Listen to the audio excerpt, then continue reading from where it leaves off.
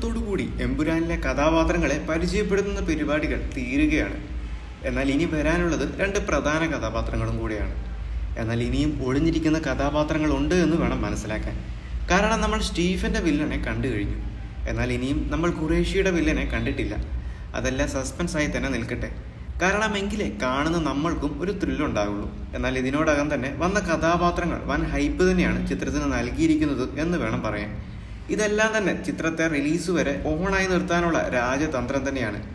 അപ്പോൾ നാളെ മുതൽ എന്ത് സസ്പെൻസാണ് എമ്പുരാൻ ടീമിന്റെ ഭാഗത്തു നിന്നും നമുക്ക് കിട്ടുക എന്നതാണ് മറ്റൊരു ചോദ്യം. എന്തെങ്കിലും ബുദ്ധിയുമായി പൃഥ്വിരാജ് വരാതിരിക്കില്ല. ഒരുപക്ഷെ ഇപ്പോഴുള്ള ഈ ഒരു സാഹചര്യത്തിൽ ഇത്തരത്തിലുള്ള പരിപാടികൾ വേണം. ഇല്ലെങ്കിൽ തിയേറ്ററിലേക്ക് ആളെത്തുന്നത് തന്നെ കുറയും.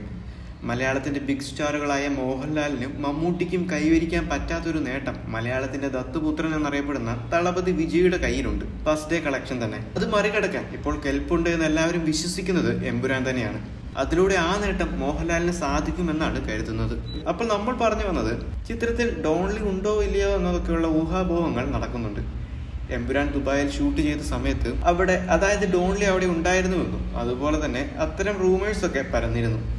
ഇനിയും വെളിപ്പെടുത്താത്ത ഖുറേഷിയുടെ വില്ലൻ ഇനി ഡോൺലി ആയിരിക്കുമോ? തൽക്കാലം നമുക്ക് അത്തരം ഊഹാപോഹങ്ങൾക്ക് സ്റ്റോപ്പ് ഇടാം. കാരണം ഒരാൾ ഉണ്ട് എന്നറിഞ്ഞിട്ടും ആളെ പ്രതീക്ഷിക്കുന്നതിലും ഒരു ത്രില്ല് പെട്ടെന്ന് ആളെ കാണുമ്പോൾ കിട്ടും. മോഹൻലാലിന്റെ ചെറുപ്പം പ്രണവാണോ ചെയ്യുന്നത് എന്ന് ചോദിച്ച് പലരുടെയും പുറകെ പോകുന്ന വീഡിയോസും ഉണ്ട്. അതൊക്കെ തന്നെ നമ്മുടെ ആസ്വാദനത്തെ ബാധിക്കും. പകരം പടം കാണുമ്പോൾ സർപ്രൈസ് ആയിട്ട് ആ ഒരു കാമിയോ കാണുമ്പോൾ കിട്ടുന്ന ആ ഒരു ഫീല് അതൊന്ന് വേറെ തന്നെയല്ലേ. അതുകൊണ്ട് തന്നെ നമുക്ക് അത്തരം ഊഹാപോഹങ്ങളോട് പടം റിലീസ് ആവുന്നത് വരെ ഒന്ന് മാറി നിൽക്കാം. എന്തു പറഞ്ഞാലും ടീമിന്റെ PR വർക്ക് നല്ല രീതിക്ക് തന്നെ ഏൽക്കുന്നുണ്ട്. നമുക്ക് ഇന്ന് ഇങ്ങനൊരു കണ്ടന്റിനുള്ള വഴി ഒരുക്കി തന്നതും അവരല്ലേ. നമ്മളെ കൊണ്ട് എമ്പുരാൻ എന്ന സിനിമയെക്കുറിച്ച് സംസാരിപ്പിക്കുന്നതും അവർ തന്നെയല്ലേ. അതാണ് പൃഥ്വിരാജിന്റെ രാജതന്ത്രം. ചെറിയ പുളിയല്ല, പഠിച്ച കള്ളനാണ്. എനിക്ക് ഫ്ലാഷ് ബാക്ക് കാണിച്ച് സിനിമയുടെ രസം കളയരുതേ എന്നേ ഉള്ളൂ. പല സിനിമകളും അതിന്റെ രസം കളഞ്ഞു കുളിക്കുന്നതും ഫ്ലാഷ് ബാക്കിൽ എന്തെങ്കിലും പാസം പരിപാടി ഇട്ടിട്ടാണ്. എമ്പുരാനിൽ അങ്ങനൊന്നും ഉണ്ടാകരുത്.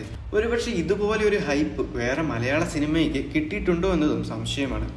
പൃഥ്വിരാജ് മുരളി ഗോപിയുടെ എഴുത്തിനെ എങ്ങനെയാണ് സ്ക്രീനിൽ എത്തിക്കുക എന്നതാണ് മറ്റൊന്ന്.